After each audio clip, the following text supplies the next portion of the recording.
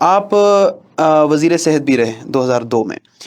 پہلے تو میں یہ چاہوں گا کہ ہماری آڈینس کو آپ یہ بتائیں کہ وزیر صحت، بطور وزیر صحت آپ نے دیکھیں، پہلے تو آپ یہ بتائیں نا کہ آپ نے کیا کیا، دین آپ کی باتوں کے اوپر عوام جو یقین کر پائے گی کہ مستقبل میں آپ کے کرنے کی کریڈیبلٹی بھی ہے یا نہیں، یا کیپیسٹی بھی ہے یا نہیں. تو پہلے تو ہمیں ذرا یہ بھی بتاتے چلیں کہ وزیر صحت جب آپ رہے تو آپ کا ایکسپیرینس کیسا رہا، اور آپ نے کون سے کوئی ایسے چیدہ کام تھے جو پہلے نہیں تھے اور آپ کے آنے کے بعد وہ ہوئی ہے. دیکھیے، میں وزیر صحت کی حیثیت سے میں نے جو ہیلتھ ڈپارٹمنٹ ہے اس کو بالکل ایک ڈائریکشن نہیں، اس کو ریولوشنائز کیا. مثلا ہمارے دور میں 22 اضلاع کے اندر اس وقت ٹوٹل اضلاع 25-26 تھے، کیونکہ جو سابقہ فاٹا ہے ٹھیک وہ ہے، ہمارے مرج ساتھ نہیں ہوا تھا، وہ رائٹ. سابقہ فاٹا مرج نہیں ہوا تھا. کوئی 22 کیٹیگری اے کے ہاسپٹلس ہم نے بنا دیے. ہم نے ہاسپٹلس کی کیٹیگرائزیشن کی تھی، یعنی جو 40 بیڈس کا ہاسپٹل تھا جس میں 4 اسپیشلٹی تھی، اس کو ہم کیٹیگری ڈی ہاسپٹل کہہ رہے تھے. ٹھیک ہے.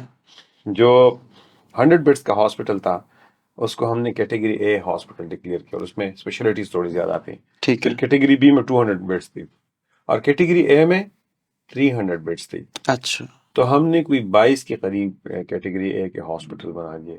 22 کے قریب. سیدو ٹیچنگ ہاسپٹل ہمارے دور میں بنا ہے. جو مفتی محمود ٹیچنگ ہاسپٹل ہے وہ ہمارے دور میں بنا ہے. بنوں کے اندر جو ٹیچنگ ہاسپٹل ہے وہ ہمارے دور میں بنا ہے. کوہاٹ کا جو ٹیچنگ ہاسپٹل ہے وہ ہمارے دور میں بنا ہے. ہم سے پہلے LRH ایوب میڈیکل کالج کا ایوب ٹیچنگ ہاسپٹل، HMC اور KTH یہ ہاسپٹل تھے. یہ جو مردان میڈیکل کمپلیکس تھا یہ بنا تو پہلے تھا، اس کو آپریشنل ہم نے کر دیا ہے. اچھا.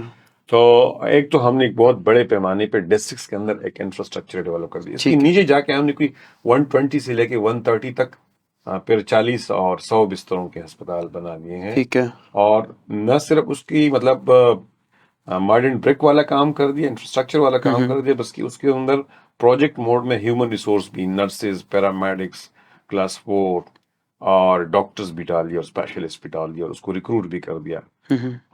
تو ایک تو یہ بہت بڑا کام ہم نے کر دیا.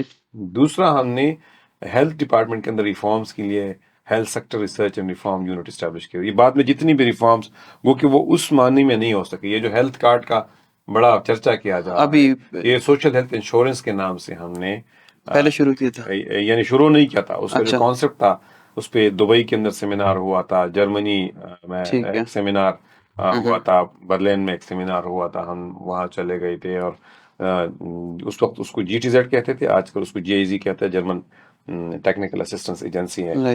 اس کی مدد سے ہم نے ایک انیشیل پروگرام ڈیولپ کیا تھا. گو کہ جو PTI کے دور کے اندر یہ صحت کارڈ لانچ ہوا ہے، اس کا ماڈل، فائنینسنگ ماڈل تھوڑا ڈفرینٹ ہے. ہمارا فائنینسنگ ماڈل یہ تھا کہ ہم ریسورسز کی پولنگ کر کے، یعنی غریب کو فری اور مالدار سے پیسے لے کے کراس سبسیڈائزیشن کا ماڈل جو ہے وہ کرنا چاہ رہے تھے. لیکن ظاہر یہ اسی ماڈل کو آگے لے جایا گیا ہے. یہ جتنی بھی یہ جو اچھا آٹونومی کی جو ریفارمز ہوئی ہیں، اگرچہ ہم میڈیکل ٹیچنگ انسٹیٹیوشنز کا جو لا ہے اس کے حق میں نہیں ہے، لیکن ہم آٹونومی کے حق میں تھے.